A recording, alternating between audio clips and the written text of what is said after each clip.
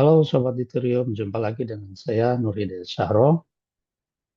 Pada kesempatan kali ini kita akan membahas mengenai Analytical Hierarchy Process atau AHP.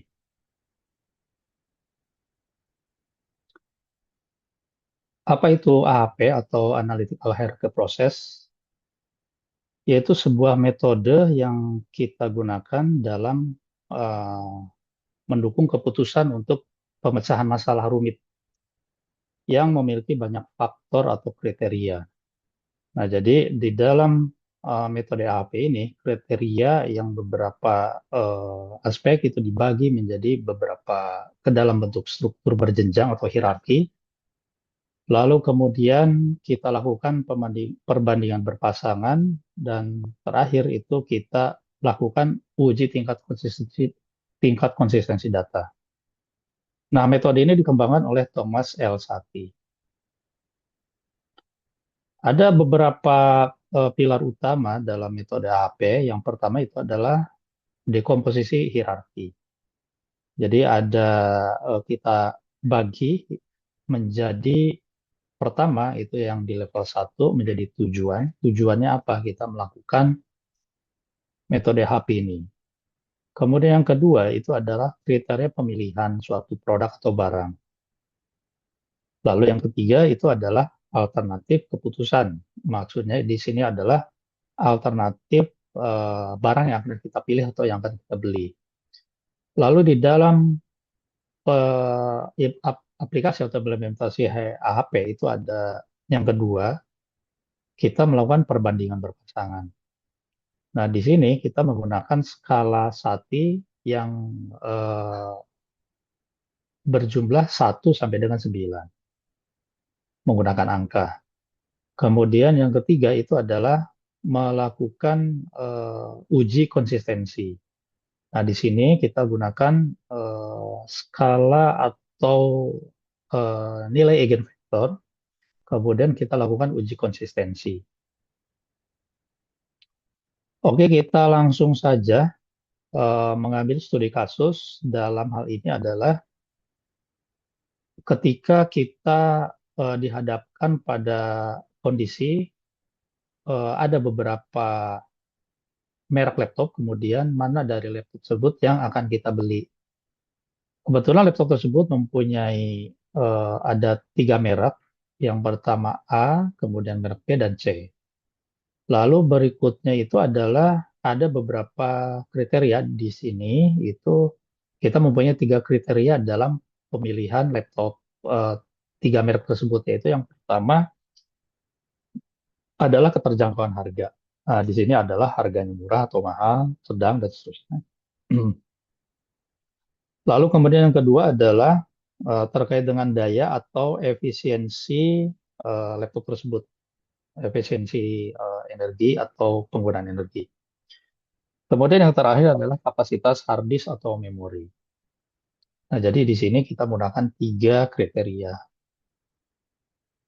Lalu kita masuk ke proses aplikasi AHP. Yang pertama, level 1, kita akan menentukan tujuan. Yaitu di sini kita memilih laptop terbaik berdasarkan kondisi kita sesuai dengan kebutuhan. Lalu kemudian di level yang kedua itu adalah menetapkan kriteria pemilihan. Di sini tadi kita menyebutkan ada 3 ya. Yang pertama harga, kemudian kedua dayanya, dalam hal ini menggunakan watt atau wattage, dan ketiga itu adalah kapasitas penyimpanan atau hard disk. Lalu kemudian yang di level ketiga itu adalah alternatif pilihan gitu. Jadi ada 3 tadi ya, laptop merek A, B, dan C.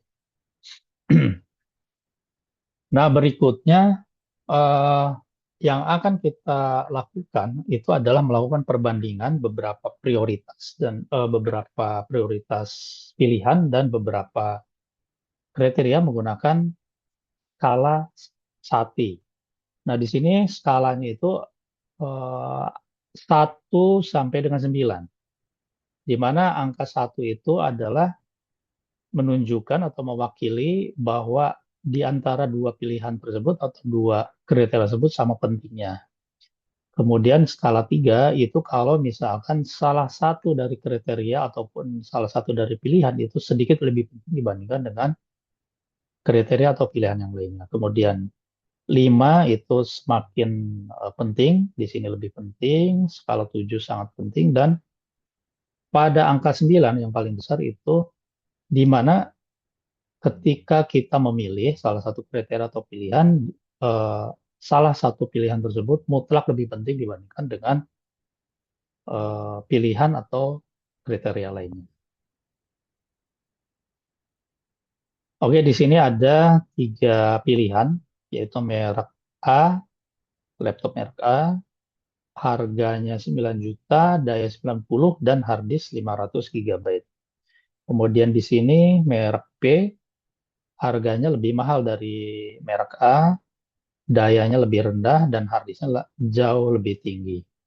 Kemudian di sini merek C, harganya paling mahal, dayanya paling hemat, kemudian hard disknya sama dengan kapasitas laptop merek A, yaitu 500 GB. Kemudian kita masuk yang pertama, langkah pertama itu adalah matriks perbandingan kriteria. Tadi kita sudah punya 3 kriteria, harga, daya, dan kapasitas hard disk. Nah, karena di sini dalam metode HP ini kita menggunakan pairwise comparison, jadi kita membandingkan masing-masing 2 kriteria atau 2 pilihan. Di sini ada 3 perbandingan, yaitu harga dengan daya, kemudian harga dengan kapasitas hard disk, dan daya dengan hard disk, gitu ya. Lalu berikutnya kita buatkan tabel. Di sini di kolom itu kita masukkan 3 kriteria, di baris juga sama 3 kriteria. Dan masing-masing pertemuan dari kriteria yang sama kita masukkan angka yang sama di sini ya. Harga dengan harga, kriteria yang sama, kita masukkan angka 1. Karena ini sama penting. Lalu berikutnya,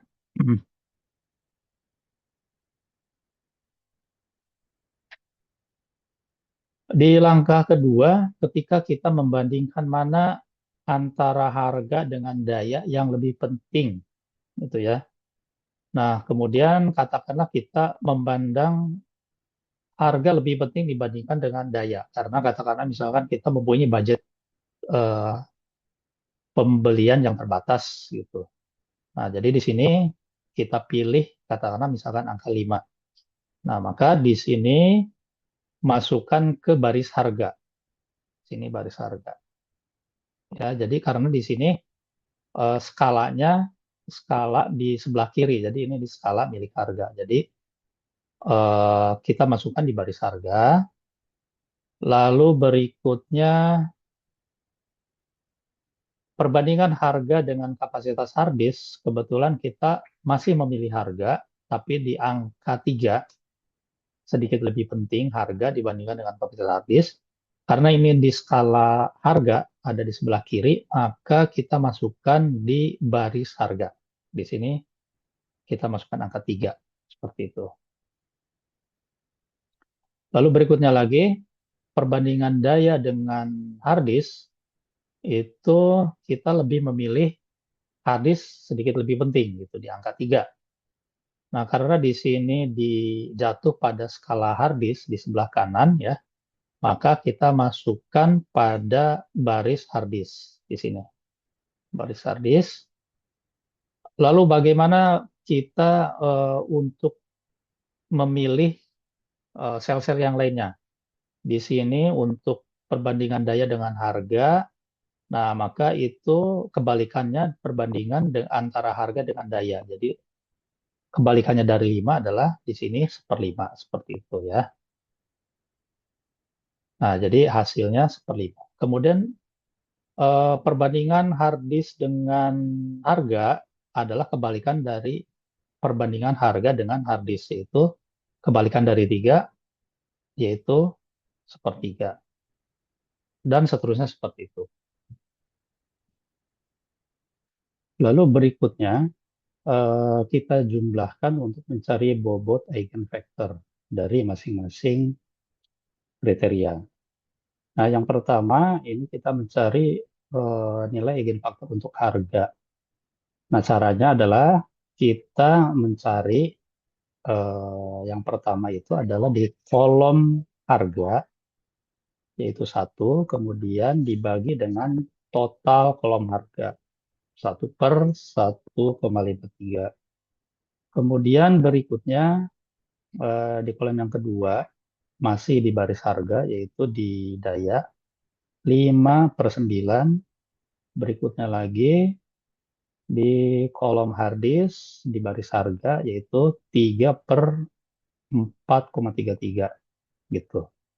Lalu kemudian kita jumlahkan semua, dan karena ini kita mencari nilai rata-rata, maka kita bagi 3. Hasilnya itu 0,634 atau 63,4%. Kemudian untuk baris daya juga sama, kita lakukan hal yang serupa, metodenya sama dengan kita mencari di baris harga, kemudian yang harddisk juga sama. Nah, lalu di langkah terakhir itu kita harus memeriksa bahwa apa yang kita hitung itu tidak ada kesalahan. Sehingga bobot atau eigenvector ini kita jumlahkan antara baris harga, daya, dan harddisk, itu jumlahnya harus 1 atau 100%. Nah, ketika jumlahnya kurang atau lebih, itu artinya ada kesalahan perhitungan. Nah, karena di sini jumlahnya itu 100% atau 1, maka ini kita bisa pastikan bahwa kita tidak melakukan kesalahan dalam perhitungan. Nah, langkah selanjutnya itu adalah mencari atau menguji rasio konsistensi. Fungsinya untuk apa? Rasio konsistensi ini kita perlu lakukan untuk memastikan bahwa nilai eh, bobot atau nilai eigenvector yang sudah kita tetapkan tadi sebelumnya itu valid dan konsisten. Nah, caranya seperti apa? Kita melakukannya dengan mencari nilai konsistensi rasio. Nah, nilai konsistensi rasio ini dicari dengan cara membagi konsistensi indeks, nilai konsistensi indeks dibagi dengan nilai random index. Begitu. Nilai konsistensi indeks ini dicari dengan rumus seperti ini, lambda max dikurangi n per n dikurangi 1. Nah, jadi nanti kita akan mencari nilai lambda max untuk mencari nilai lambda seperti apa. Nah, kemudian sebagai informasi tambahan, n itu adalah jumlah kriteria. Nah, jumlah kriteria yang ada dalam studi kasus ini adalah ada 3. Ya, yang pertama itu harga, kedua itu daya, yang ketiga adalah kapasitas hard disk. Nah, jadi yang kita cari itu nanti N sama dengan 3. Nah, jadi nilai RI-nya itu adalah 0,58.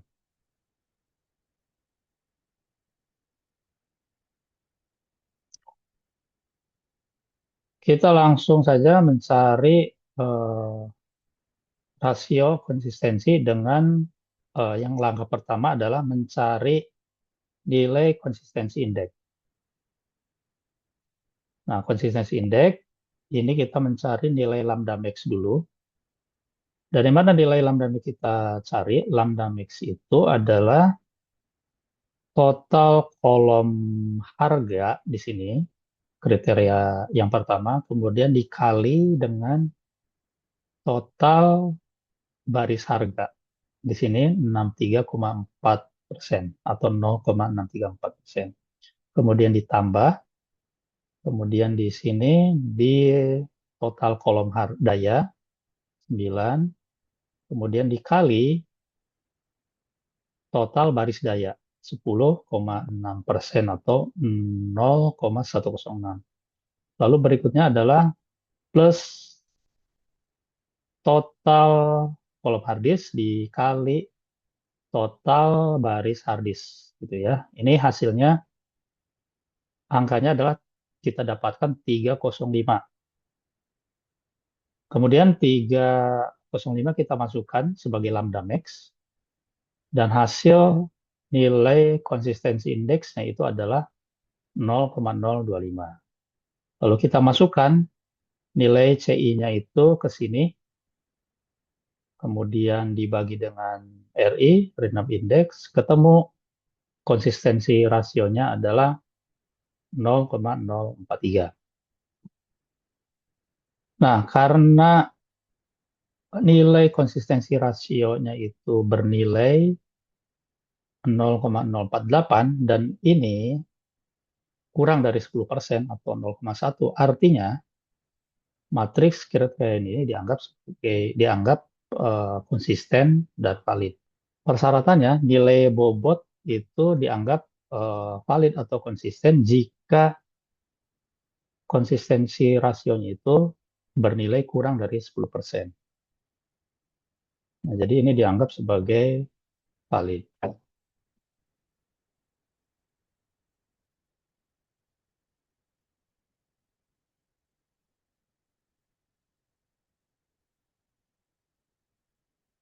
Berikutnya kita akan mengevaluasi beberapa alternatif. Tadi ada tiga alternatif. Yang pertama, menilai alternatif dari aspek harga.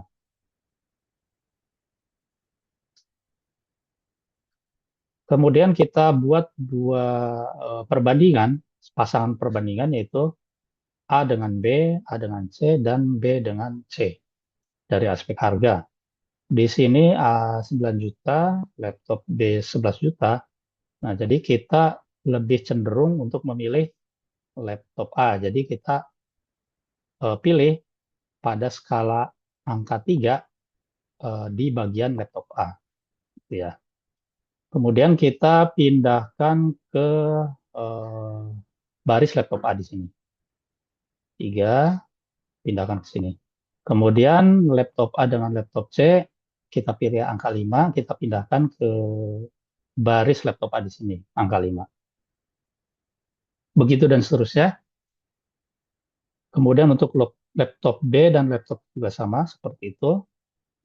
Sama seperti ketika mencari eh, angka kriteria. Kemudian kita jumlahkan bobotnya. Kita jumlahkan bobotnya. Kemudian eh, terakhir kita jumlahkan semua bobot dari baris laptop A, B, C itu hasilnya 100% atau 1. Jadi artinya ini tidak ada kesalahan perhitungan. Kemudian langkah berikutnya adalah mengevaluasi alternatif laptop A, B, C berdasarkan dari daya atau efisiensi energi. Nah, di sini sudah ditulis ulang, yaitu laptop A 90 watt, laptop B 80, laptop C 60. Nah, jadi kalau dilihat dari daya, maka kita pilih yang dayanya paling hemat gitu ya. Jadi A dengan B, kita pilih laptop B. Nah, jadi kita pilih di skala milik laptop B, yaitu di sebelah kanan. Kemudian kita pilih katakanlah di angka 3. Kemudian kita pindahkan angka 3 ini di baris laptop B di sini. Lalu berikutnya A dengan C itu di skala 5, berarti ini milik dari baris laptop C. Milik dari baris laptop C di sini. Kemudian yang ini angka 3 di baris laptop C juga di sini. Kemudian sisanya itu dilakukan pengisian kebalikannya. Jadi sepertiga itu kebalikan dari 3 gitu ya, dan seterusnya. Kemudian terakhir dijumlahkan semua bobotnya. Kalau misalkan tidak sama dengan 100%, artinya ada kesalahan perhitungan. Lalu untuk kapasitas hard disk juga sama. Nilainya kita masukkan ke masing-masing baris. Di sini milik laptop B angka 5, masukkan ke sini. Di sini A dengan C satu, di sini satu. Lalu B dengan C itu angka 5 punya baris laptop B di sini. Laptop, sorry, nih laptop B. Ya, kita jumlahkan, kemudian hasilnya 100%. Nah, berikut ini adalah hasil akhir dari evaluasi alternatif tadi A, B, C berdasarkan tiga kriteria, daya, harga, daya, dan hard disk. Nah, ini angkanya tadi kita sudah dapatkan masing-masing. Lalu berikutnya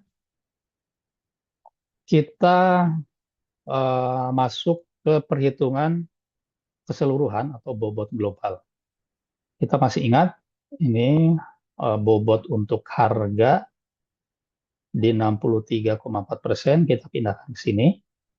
Daya 10,6% pindahkan ke sini. Hard disk 26% pindahkan ke sini. Ya. Nah, lalu kemudian masing-masing nilai dari alternatif untuk semua kriteria kita pindahkan ke kolom, ke tabel. Untuk harga, kemudian untuk daya, dan untuk hard disk. Nah, lalu berikutnya, eh, untuk laptop A, kita cari bobot globalnya itu dengan cara laptop A dari kriteria harga. Berarti kriteria harga itu bobotnya 63,4%, kita pindahkan ke sini, dikali dengan nilai laptop A untuk kriteria harga. Di sini kebetulan angkanya sama. Ya. Kemudian berikutnya untuk daya, di sini 10,6%, pindahkan ke sini. Kemudian angka eh, nilai untuk laptop A dengan pada kriteria daya itu 0,106. Ini 0,106. Kemudian untuk hard disk 26%, 0,143. Kita kalikan semua, kita kali ditambah, kemudian eh, ini bobot daya ditambah dengan bobot dan nilai hard disk. Lalu kita temukan skor akhirnya, hasil dari perkalian dan penjumlahan. Skor akhirnya 0,45 untuk laptop A. Kemudian untuk laptop B juga sama, kita lakukan hal serupa dan laptopnya juga sama. Nah, ini kita sudah dapatkan semua bobot A, B, C untuk eh, bobot globalnya. Jadi keseluruhan ini sudah mencakup harga, daya, dan kapasitas hard disk. Lalu kemudian di langkah terakhir, itu kita pastikan lagi bahwa kita tidak melakukan kesalahan perhitungan sehingga kita jumlahkan dan nilainya itu harus 100% atau satu. Dan ini menunjukkan angka satu berarti kita tidak melakukan kesalahan perhitungan.